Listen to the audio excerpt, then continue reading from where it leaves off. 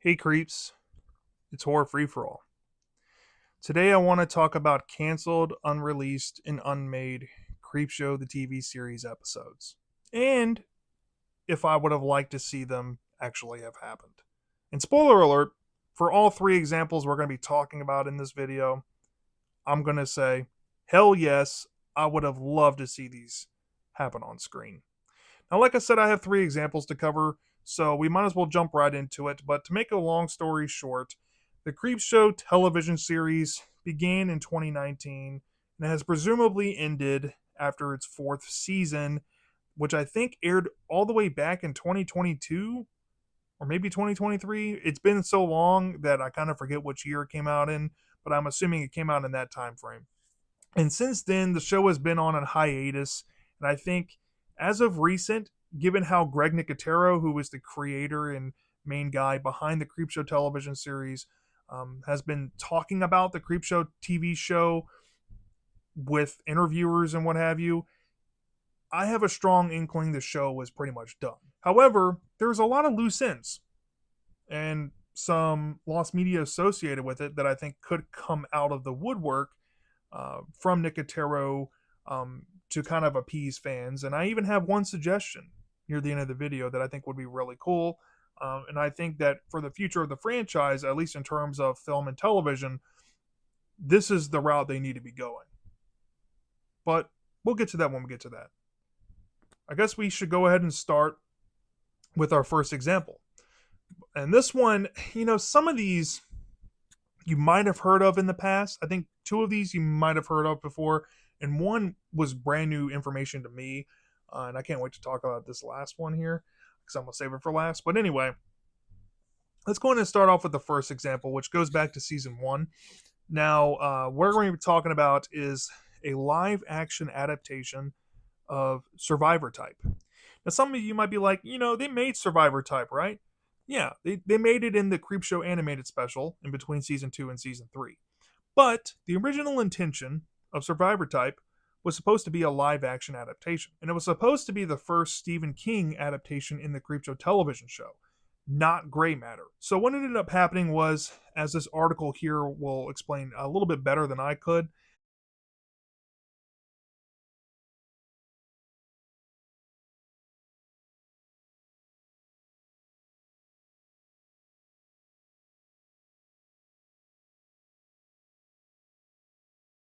essentially, Greg Nicotero finalized the script for Survivor Type and took it to production for season one. But very quickly, budget eared its ugly head, and they had to scrap it because they couldn't do it justice. And Greg Nicotero was holding out hope that if season one was a hit, that season two would have an increased budget by Shudder, so they then could pull off Survivor Type.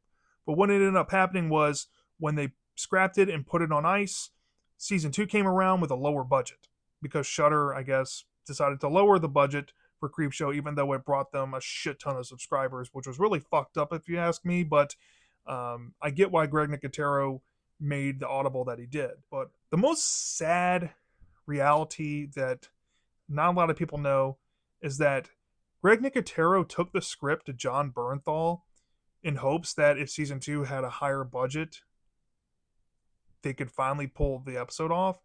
He approached John Bernthal to be the starring role in the episode. And if you don't know who John Bernthal is, he plays the Punisher in the Punisher Marvel series. He played Shane in the Walking Dead television series. He's an incredible actor. It's unfortunate we never got to see John Bernthal eat himself alive. That would have been incredible. And I'm really pissed off about that. But we did ended up getting a animation style version of the story, so it got made in an official capacity in a Creepshow television and film setting. So for that, I'm going to say the first example, Survivor Type live action, is canceled. Is there any possibility Survivor Type will ever come out in live action? Never say never. In terms of it being adapted in Creepshow, I would say the likelihood is maybe 0.5 out of 10. This would be something that another production company or studio would have to acquire the rights for the story to make. I just don't see Creepshow going back to this story to adapt it in live action in some capacity. This isn't like, another story which we're not really going to dive too much into today until we get to my suggestion near the end. There's a story from Creepshow 2's 1987 film that never got made in the movie, and it was also the only story ever associated with the first Creepshow movie and the second movie to never get any live action adaptation made for it whatsoever, and that is Pinfall. Pinfall doesn't have a TV or movie version, but it does have a standalone comic adaptation, which is solely available with the limited edition Arrow release of Creepshow 2. Because of how obscure it is, I think something like Pinfall will have a higher chance of being made into live action than something that they wanted to make into live action but then decided to animate and release in the same brand. You know what I mean? So I just don't see this necessarily happening, but because it was animated, who knows? They might take a crack at it and try it live action. Never say never, but I think the likelihood of this happening will probably never happen. So with that out the way, let's move on to the second example we're going to talk about. Now this one I'm pretty sure a lot of you have heard about in some capacity, and it's the Marilyn Manson episode from season 2. Now, if you've seen season 2, you're like, there's no Marilyn Manson episode, and you're right, there is none, because back during COVID times, there was allegations made against Marilyn Manson from his then ex, Evan Rachel Wood. And because of the media backlash and the media power back then, in terms of the power of cancel culture, which still kind of has similar power as it did back then, maybe not as much, but back then, during the time of COVID, everybody was at home, everybody was on social media, everybody was angry at the world and frustrated at being home all the time. These allegations were probably some of the biggest news going around on the internet at the time. Of course, people that were, supporting Marilyn Manson in his line of work as an actor, songwriter, music maker, what have you, started to pull association with him left and right. Even some of his colleagues were denouncing him and taking the side of Evan Rachel Wood and some other accusers of him.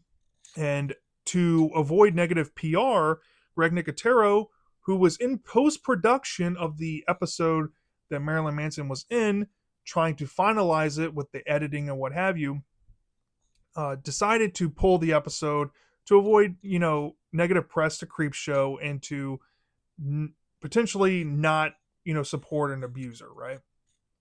Due to the allegations. So I'm going to play you a clip of an updated statement from Greg Nicotero, where he was interviewed by a podcaster known as Dads from the Crypt, and his interviewer asked him the question if the episode was still around and is there any chance of it ever being released. And then also, I don't know if this is true or not, but there's a rumor for a Marilyn Manson episode that was scrapped. Yeah. Is there any truth to that? There is truth to that. We shot an episode. It was one that John directed. The episode was shot. The episode was in post-production. I was actually working on John's cut, and then there was some untrue allegations about Manson that have since been proven to be a lie, and the episode was put on the shelf. Mm-hmm. Would there be any way to get that either made or adapted in some other way, or is it just kind of in the vault forever? Well, I wouldn't say never say never, Mm-hmm. but I know that the episode wasn't finished. There was still a lot of visual effects and work to be done on it. So, right, and then not sure. So as you heard, Greg Nicotero has since come out and said that he looks at the allegations as lies, essentially. And he still thinks that the call was the right call to do, But in terms of it getting released, he said never say never. There could be a shot to finish the segment if the money is there and if the interest is there enough from Shudder to get it finished so they can release it in some capacity. So for this segment here, the Marilyn Manson one, I just don't know enough about it to get me too excited for it. There is a photo of what Marilyn Manson looks like in the segment, so I'll show you it here.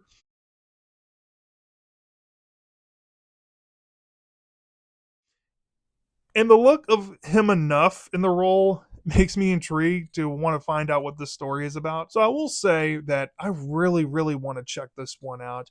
Um, and the fact that we know that it was pretty much produced entirely and it just needs to be finished on the editing process and the effects, I would say that this one is more unreleased than canceled and unmade. So until it's released, we know it exists and we know it's on the shelf. So fingers crossed, this thing can turn up in some capacity. But more on this segment later, because I have one final segment to talk about before we get into my closing thoughts. Now, this segment, lost segment here, really upsets me. And it was actually brought to my attention in the same Dads from the Crypt podcast that you just watched Greg Nicotero speak on about the Marilyn Manson episode. So I'll go ahead and play you a clip of what I heard, and it might make you sad. So be warned. Consider going back to some of like the original episodes, such as the Crate, and kind of other updating or doing sequels or more direct referentials. So we see little bits here and there. Here's the problem with that: the rights are so convoluted. The rights are really convoluted because the original movie was produced by Salah Hassanein and or financed by Salah, Richard Rubenstein produced, and then Warner Brothers bought it. And so we actually, during season 2, Matt Vane and I actually developed and wrote a sequel to The Crate. And it was Hal Holbrook was still alive, and he lived in a nursing home outside of Atlanta. So we were going to actually shoot with Hal Holbrook. He was down for it. And we had the script written, and it was a really great story about the fact that he's in this assisted living facility, and there's this one character that's bullying him, and at one point he says, "You better be careful what you do because I'm not going to let you get away with it." And he's like, "Oh, really? What are you going to do about it?" And he tells him how he got rid of his wife because he found this creature, and that the creature was thrown into this quarry. So the guy goes to the quarry, and lo and behold, finds that the crate had been dragged out of the quarry by the creature into a cave. So anyway, we had it all written, and it was done. I still have the script. And Stan Spry came back and said, "We can't find a clean chain of title to the story." So, and we had already spent the money to write the script. Wow. And Matt and I were really, really excited about it. And I thought it was really cool. And we were going to get Hal. And the rights to, it's like you can't touch any of those original stories, because if you do, then it becomes too convoluted with who has the rights to what. So you have the rights to the creature, the creep, at the very least. Yeah. And the Creepshow name, I guess nothing of the stories per se. No, it was too convoluted. So as you heard Greg Nicotero share, there was a planned Crate sequel, but unfortunately, the chain of command to acquire the rights to be able to make a sequel to the Crate segment, which was made by Warner Brothers in the first Creepshow film from 1982, was essentially impossible and convoluted, as Greg Nicotero put. And what sucks the most is that the original intention of this script was to have Hal Holbrook, who was in his 90s at the time, when Greg Nicotero pitched this idea to him to reprise his role from The Crate and come back to the role in, I guess, one final performance in his career to, finish off the legacy of Fluffy, who is undoubtedly, probably next to the biggest Creepshow mascot of the franchise. And what's saddening is that not only could they not get the rights in time so that Hal Holbrook could participate in the segment, but Hal Holbrook, passed away, and now it seems like they're never going to be able to make it in their original intention. And if you ask me, this segment, if you heard what it was about, sounds intriguing enough, and in order for them to make it live action now, or even in animated form, you would have to, I guess, recast the role of Hal Holbrook's character, which in animated form wouldn't be too bad, but when we're talking live action, there's something about that would make me feel icky. So, in terms of this ever getting adapted in live action or anything, I'm going to say that this was just unmade, and it probably will stay unmade. Unless they tweaked the concept and the characters and wrote Hal Holbrook's character out of the equation. I just don't see it happening. Personally, I would rather them adapt this in a comic book or like a written form.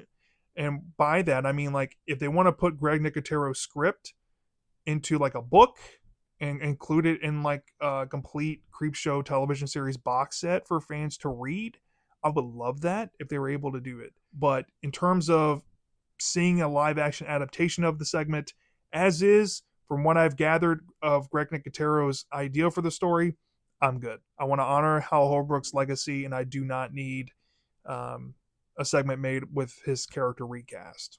I'm cool. So let's move on to closing thoughts. Now, what bothers me the most about these three examples of lost media from the Creepshow TV series is that all of them I would have loved to see at some point. And ironically, a lot of them come from the first two seasons, where I guess Greg Nicotero was trying to swing for the fences, trying to make a Crate sequel, trying to make a live action adaptation of Survivor type. Seems very gaudy and ambitious. And then, of course, the whole Marilyn Manson controversy, kind of making this episode forbidden fruit almost. There's something about it that screams fan service is needed to be done for fans of Creepshow on at least some of these. Like I said about the Crate, I guess I'll start there. I don't want to see this live action adapted. I'd rather see a comic book adaptation or maybe a script book included in like a box set of the TV show. I'm good on this possibly getting turned into a segment later down the line in a possible movie. However, for Survivor type, for them to remake it into live action, I guess I would be cool with that. But in terms of priorities, I don't think that that's a priority because we got the animated special, and I'm cool with that. It's not limited. Anybody has access to it if you have season 2 on physical media, or if you just have Shudder or AMC, you can watch it on streaming. Which leads me to the Marilyn Manson episode. Out of the three, I think that this one has the strongest likelihood of ever appearing in something down the line involving Creepshow. I might as well go ahead and give my thoughts on this. I think that Creepshow moving forward, if the television series is indeed dead, should just become a movie franchise. A la something similar to VHS, where they release an installment a year, maybe every other year, and maybe they go, the 4 to 5 segment route per film, not 3, because the 3 segment route involves most likely an uninteresting or pretty goofy wraparound that will take up a lot more time than needed. So for a sweet spot for a hypothetical movie, I would think maybe 4 to 5 segments would work beautifully. Now, what segments would you include in a hypothetical movie to start the franchise off with if they're going to pivot from television to movies? Well, like I already said, they have the Marilyn Manson segment laying around, and they just need to finish it. That's obviously going to be the first recruit there. Announcing that the Marilyn Manson episode is going to be put into the movie would generate a lot of buzz, and I think people would be really stoked for it. And to couple that, my second recruit, for people that might be upset that the Marilyn Manson episode is included, go ahead and just try it. This would be the time to do it. Finally adapt Pinfall in live action. I swear many Creepshow fans would be super hyped for this, and it would be justified because Pinfall, like I said, is the only segment from the first two Creepshow movies that were initially planned or moved to be into a different movie at some other point to never get adapted in live action. And it almost was if Tales from the Dark Side 2 ever got made. And unfortunately, Tales from the Dark Side 2 never got made. But George Romero himself wanted that story to be made in that film, along with two other stories, and I'll get into those in just a moment. But I think Pinfall, even though it has a comic book, which was, like I said, only released on Arrow Video's limited edition release of the Creepshow 2 film, I think it would be perfect to put in a hypothetical reboot of the film franchise. So there's that. We got Pinfall. Now for the other segments, I guess we'll do 5 for this recruitment here. The next two, number 3 and number 4, are the remnants of the other stories that were supposed to be in Tales from the Dark Side 2, the movie that just never got made. And one of the stories, of course, is Rainy Season by Stephen King. Rainy Season is like next to I Am the Doorway as like the top 2 Stephen King short stories that I personally feel should be put into Creepshow, period. And Rainy Season, ironically, has never had a real official adaptation in anything. So I think it would be a shoo-in for them to adapt this story into a new Creepshow film. I think it'd be very interesting. And yeah, Greg Nicotero and John Harrison and even people from the Tales from the Dark Side days and even Tales from the Dark Side the movie, if they want to have those people come on, they would make a fantastic team to get the story accomplished. It will be difficult to pull off, but I think they could do it. If I had any faith in anyone, it would be those guys. Which brings me to my 4th recruit. And this is the last of the stories from the Tales from the Dark Side 2, the movie that I would love to see adapted. And this also ties back to the legacy of George Romero and honoring that man and his vision for this movie that just never got made. I think go ahead and throw in Almost Human by Robert Bloch. That was supposed to be in Tales from the Dark Side 2, the movie. You have the creator of Psycho, contributing a story to this anthology. Even though Robert Bloch is no longer with us like George Romero, I think his estate and his family would be really touched that Creepshow wanted to adapt one of his stories. And because it has ties to Tales from the Dark Side, which essentially is the soft continuation of Creepshow, and since Tales from the Dark Side, the movie, is essentially the real Creepshow 3, putting this in the new Creepshow 4 would be perfect, because it was essentially supposed to be in the real Creepshow 4. So, yeah, I think people would be turned on with this choice as well. Which brings me to a 5th choice. Now, there's no other lost media to add in here. Like I said, I don't want the Crate 2 in live action. Maybe if they reworked it, sure.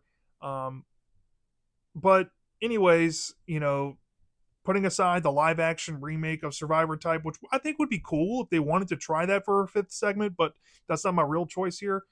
I wanted to pick something from Joe Hill, okay? So my real 5th choice is something from Joe Hill, and 3 of his stories from his iconic short story collection, Full Throttle, were adapted in Creepshow, the television series. But there's one story that I feel would be fantastic in a Creepshow movie, and it just needs to be in it if there's going to be one. It's called Dark Carousel.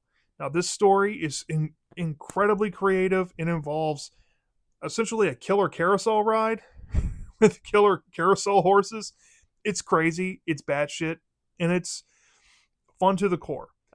This story by Joe Hill would be really fun to see adapted, and having a story by Stephen King, George Romero / Stephen King, Robert Bloch, Joe Hill, whoever the fuck wrote the Marilyn Manson episode. I'm pretty sure it was John Harrison.